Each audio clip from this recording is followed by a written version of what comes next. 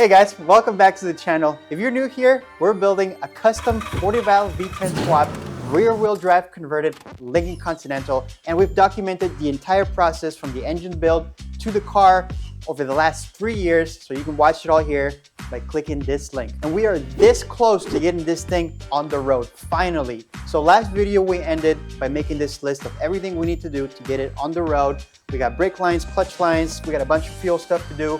So we're gonna get right back to work. All right, so the first thing we have to nail down is the cooling system. So the Mustang subframe we have these locating holes for the original radiator. We do have a Mustang radiator we're gonna use and a Mustang cooling system, but now we have to get it to fit with the Continental core support, because that actually locates here with that radiator, and you can see those two don't line up. So we're going to have to do some modifications. We got a little bit of everything here from Ford. These are like the Lincoln Continental original clips that go in here. These are how the Mustang mounts the upper radiators. So we're going to have to play around with the parts here, figure out where all that stuff is going to fit. Oh, we also got the condenser on the back there to get that to fit in.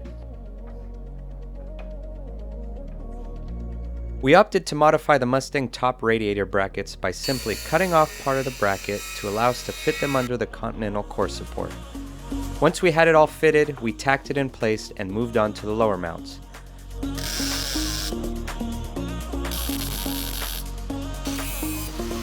We needed the lower mounts to be removable, so we made a couple of plates bolted together, one of which we welded to the Mustang subframe and the other to hold the lower rubber bushings. We made up a bracket to hold the bushing and welded it to that other plate. The plates can now be bolted together with the radiator slid into the top mounts, and it all stays nice and secure.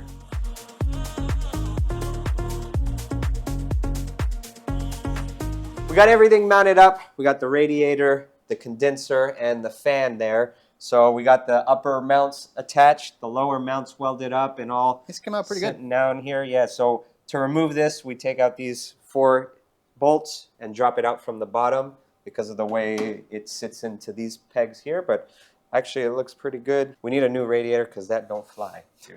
Yeah, this is still the used Mustang radiator we got just for when we bought the rear end. Hit us up, Mishimoto. We could use an aluminum radiator. So then this is the next step. We have the fan controller mounted on this upper plastic piece. We wanted this to be in the airstream as much as possible to keep it cool, so that's why we put it out here. And then we got to route the wires, get the fan all wired up, the pigtails down there. That shouldn't take too much longer, and cooling system. Well, we still have to do the bottle, right? We have to mount the overflow bottle. You got a new one coming, right? Yeah, we're going to use that for mock-up. Yeah. I already bought a new one, and then route all the hoses, all the lines. How are we going to do that? We're going to have to buy a pull up a catalog and just start going through the catalog. After going through the entire Gates catalog, we selected a few hoses to try on. The goal was to use a single hose at each location instead of having a bunch of joints everywhere. Luckily, we found hoses that fit our package with little to no modification. We started by fitting the lower hoses and thermostat housing to the vehicle. We then found a spot to mount the bottle on the core support. All we had to do was grind some plastic out of the way and weld a tab and a couple of nuts, and now it looks like it was always meant to be there. We then moved on to the smaller hoses, which required a bit of massaging to add some shape. We used some boiling water, a power cable, and a clamp to mold a 90-degree bend into a straight piece of hose, and it actually turned out really well.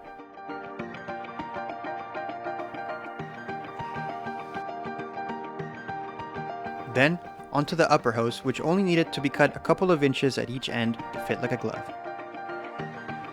All right, so all the cooling system hoses are in. We're waiting on a couple clamps, and we should be able to lock that in, fill it up. So sounds like we get to cross something off the list, finally. Boom. All right, so we're gonna get started with the clutch lines. That's one of the last things we have to do under the car, along with the fuel lines. So we're gonna hopefully get all that cleaned up right now. We're gonna get started by fabricating a heart line that goes to somewhere on that transmission tunnel. And the way we're gonna do this, we don't wanna have a hard line going straight to the transmission. We're doing a sort of a two-piece. We have this braided steel line that we're gonna have attached to the hard line, and we're gonna have this stab. We have this fitting that we can then clamp onto there and then attach our stainless steel line to that. But the idea is whenever we drop the subframe, we wanna have this much travel without having to touch the clutch line, so that we don't have to try and snake in there to break this loose until we have enough space to do so. So this is gonna be basically the same thing as we did with the brakes, just a bunch of bending, a bunch of clipping. We're gonna use our handy flaring tool.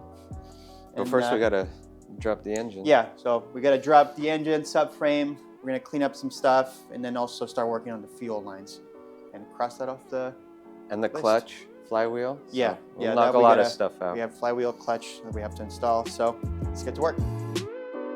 We have upgraded from the cinder block and jack stand engine support we usually use when we pull this engine. We've been using this table a while as a table, but now we get to use it for what it was intended for, to rest the subframe and engine on it, making engine removal much easier and faster.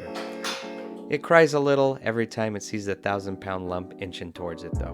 While the engine's out here, we do have something to work on that we didn't really talk about yet, and that is this number 7 cylinder primary is not clearing our steering shaft. So I think we either had something wrong in the 3D scan when we scanned the engine, either the rack wasn't mounted up properly, or something happened during fabrication.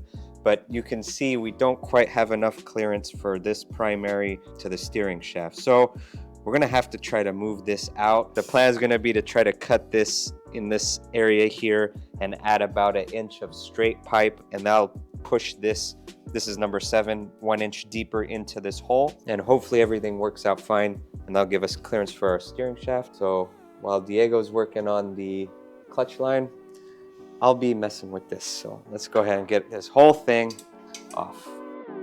We were a little worried this small change was going to cause a lot of other problems since everything was so tight in this area, but it went better than we thought. We just took 1 inch off the end and moved it to the middle. This was good because it kept the overall length the same, so we shouldn't affect that equal length sound. Diego was busy bending a clutch line to the master cylinder and also went ahead and remade one of the brake lines to add a strain relief loop, as some of you suggested in the last video. With both those things out of the way, we moved on to removing the transmission from the engine to install the clutch and flywheel line, later on. Boom. Oh, and we added a steering grommet, so that's gone. All right, I'm gonna get started working on the fuel lines. So we got the car back up, and we've already removed all the lines that we had when we mocked up the engine and ran it earlier. Instead of running one long line from the fuel pressure regulator to the rails, we're gonna add this little bulkhead somewhere up here. Already started drilling a hole up there. That way it'll be easier to service down the road, and I think it'll just look much better, a lot cleaner that way. So in the meantime, Jack's got the hardware out. It's time to give this thing the ability to rev. What do we got our here? aluminum McLeod flywheel. So we're lightening up the rotating assembly a little bit. And then we got an XCD clutch. Both of these used secondhand, but they should be good enough. This one was basically just a mock-up piece that we got off eBay, so it hasn't been used. This like one ran. too, look, I mean, you could seal. Yeah, the branding. I don't think they actually Used it. Yeah. This is rated for like 650 foot-pounds of torque. So either take that as we're saying this engine will make 650 foot-pounds, or take it as we're cheap. I don't know. Something like that. We'll see. If we need more, we can always upgrade. But this came with the subframe and stuff that we bought. Yeah, so we bought just all that together. easier to use. And then this, we just wanted to help it rev a little bit. But we have ARP bolts. We got a new pilot bearing. We got new hardware. So let's get this back on there so we can get the trans back on. We used all OEM Ford pilot bearing, throwout bearing, and even pressure plate bolts. Everything was a straightforward installation, but of course this wouldn't be a car project if we hadn't completely ignored the instructions that came with the hardware and didn't learn our lesson the hard way. Turns out these fasteners ARP recommends Loctite on the threads and then just their lubricant under the head, so I did that wrong. So now I get to take it all back apart, clean off all the lube from in the threads, and put some lula foam. And there we have it, the perfectly prepped ARP bolt. 243 Loctite on the top, ARP lube only around the head on the bottom. Been doing this for 2 hours, dude. I can't do this again. What happened? It's all done. What are you talking about?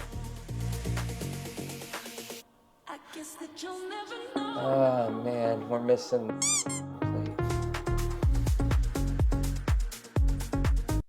The next day.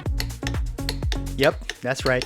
We had to remove the flywheel a second time because we forgot to install the transmission shim plate. After a third attempt, we were finally able to torque down all the flywheel bolts and install the clutch and pressure plate. And now, the transmission is finally ready to get bolted back to the engine, hopefully for a very long time.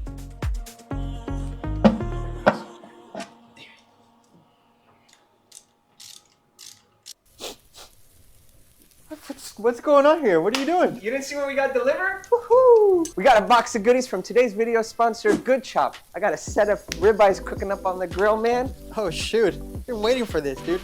Inside though? Hope you got fire insurance. No, but it's lunchtime. How do you want yours cooked? Well done, obviously. I'm not a freaking caveman. What? I can't disgrace these all-American cuts like that. You're getting medium rare. True, they do look really good. What else did we get in this box? Oh, let me show you. We got a whole bunch of goodies in here, man. We got breaded chicken breast strips,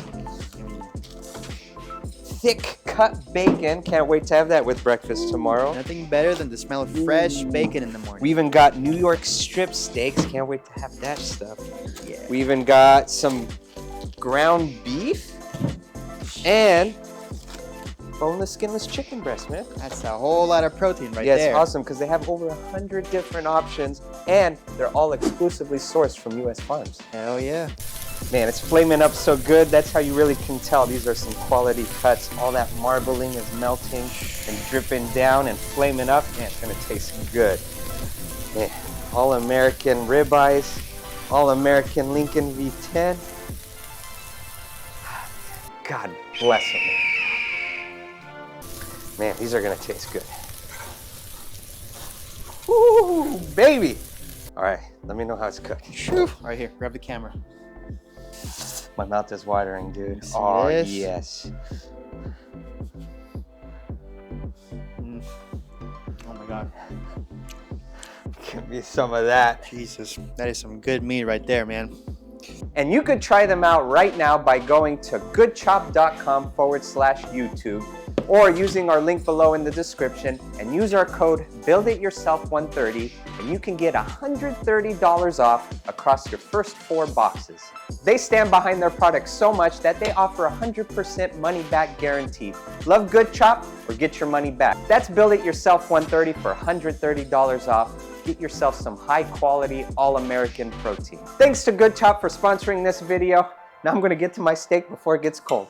All right, so as you guys saw before, it's basically a mess under the car. So instead of trying to just zip tie everything to the vehicle, we come up with this cool little neat strategy. We 3D printed a bunch of clips or brackets. We have a variety here. And basically the idea is we're gonna try and attach all the lines under the car. So fuel, air, brakes. We've gone ahead and welded a bunch of studs in every, what, foot? Yeah, 15 inches, something like that, just to even it out. And we have these, on this side, we have this stacked bracket, which basically is going to house the brake line, 2 fuel lines, and the air line. This is a very tight fit. Hopefully I can get it in there. There it is. So the brake line goes on there like that, and we just use a nut to hold this. And obviously we'll have the other lines in here as well. On this side, we only have to hold the air line, so we've already bolted up the brackets so you can see kind of how they work. And basically all we do is just clip them on there. Boom. All right, all fuel lines have been made up. Now it's time to assemble them to the vehicle, hopefully for the last time before we take this out on the road. Fingers crossed, no leaks. I like the self-confidence. Self-awareness. Thanks, We'll like. What did he Tony. say? I like the self-confidence. What did he say? I like the self-confidence. Oh, he said that? Yeah. For the fuel filter, we went with this inline 40 micron filter that had integrated -6 AN outputs. We mounted it directly to the fuel pressure regulator using a coupler, then the fuel feed line attached directly to the filter.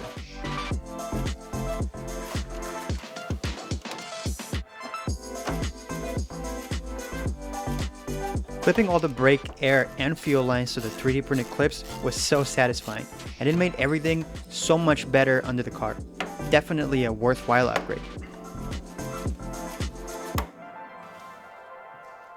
Alright, before we tighten everything up, we remembered we have to add our flex fuel sensor because we do plan to run E85 with this engine. So we picked up this flex fuel sensor from some I mean, it's just like a... Yeah, it was at the junkyard, some GM. It had all the qualities that we like. Yeah. So I've already gone ahead and kind of modified the bracket so that we can use the stock one to mount this to. But the plan is now to basically have it in line with one of these fuel rail lines. Seems like here's a pretty good spot. So we just gotta kick this a little bit, tighten everything up. I gotta make the other side of the line. We've already cut this one to make sure it fits.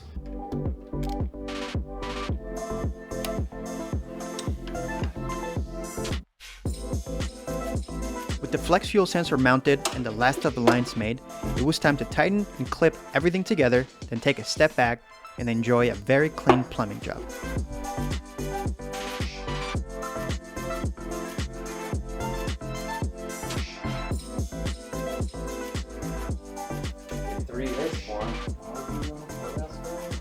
Fuel filter, all this stuff is done there, and all the clips.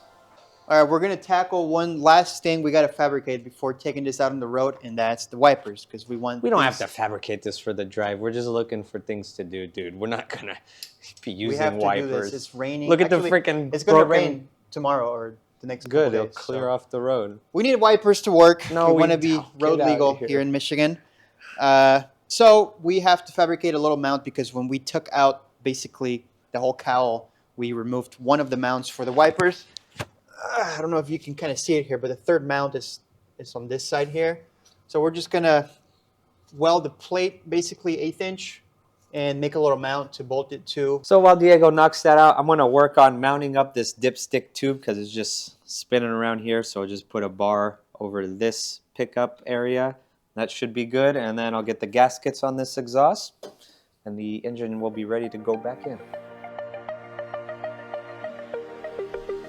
These small details may seem very simple, but somehow they always end up taking the longest, especially if you want them done right.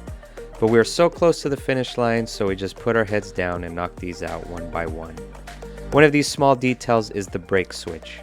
We can't be driving down the road and get rear-ended by a minivan because we didn't have brake lights, so we made sure to get this done. We used the original Lincoln brake switch, so all I had to do was copy the interface hole onto a sheet metal plate and attach the plastic locking feature from the stock pedal bracket. And now the switch can be mounted to my plate. Then I just welded this to the instrument panel crosscar beam, and now we should have brake lights. Also, we use this plate to mount up the clutch switch for our no lift shift. All right, what we got? We got the brake switch All done. and the wipers you mounted, right? Yep. Yeah, all right, sick. Boom. All right, we have the transmission fully bolted up to the engine finally. Clutch, flywheel for the third time. Third time's the charm apparently. We have our shifter mounted, our mount back in. All the fuel lines and everything is clipped in. So now we're basically ready. Oh, Jack got the exhaust done, so now we finally have steering. Yeah, look, clearance. Now basically it's time to get the subframe back on the car. We're gonna bleed first, I Yeah, think, but right? first, we're going to take the opportunity that we have some flexibility here to bleed the clutch. So we got to just make sure everything's tightened up there, fill it with fluid. Jack will probably get in the car, and then we'll use our handy little bleeding fitting here, just like a brake bleed job, basically. OEM, they don't even have a bleeder, No, right? OEM is You just should- the elbow. Yeah. Yeah. You just pump it, basically. So, but We don't need a bench we're bleed, not nothing. OEM. We're not. This We need is a bench- OEM plus right here. Plus. So.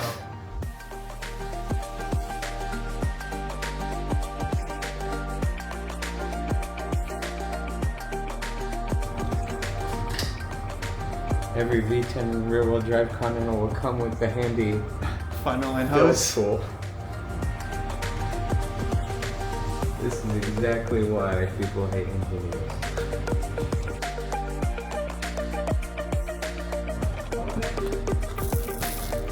Open. There you go. Bunch of milk. Open.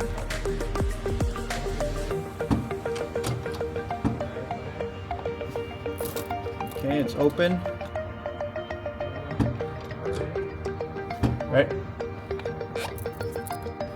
Open and closed. All right, that should be good enough. All right, clutch is fully bled. Subframe, engine are fully mounted on the vehicle finally. So everything is basically done except for the fluids, and we have to still hook up all the electrical stuff. But we're gonna get to that, I think, next video. For now, I wanna mount the brakes back up because we finally got the calipers recoated. So let's mount them on the vehicle, put the wheels back on, and see what all that looks like finally.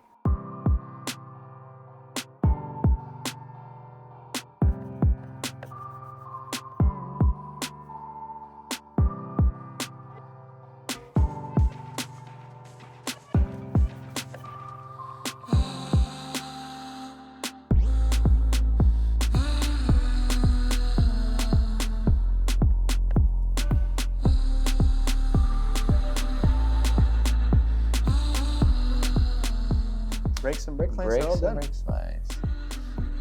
Okay, so all we have now is fluid and bolt check. Oh, And the drive shaft the drive shaft. should be here hopefully this week, and we can bolt it up, make the mount. We gotta do that cross member Yep. in the middle. And that's basically it. I think you want to add some exhaust, right? Just before Yeah, we well, go out. for sure we need exhaust for the O2s Yeah, because we'll we're still gonna have to add that. do tuning. So we're gonna end it here. We're gonna wait on the drive shaft we got coming, and then it's gonna be a quick turnaround. We should have this thing on the road within the week. So if you hear a V10 Lincoln screaming up the road, don't call the cops, please. We're just tuning. But otherwise, guys, thanks for watching. See you on the next one.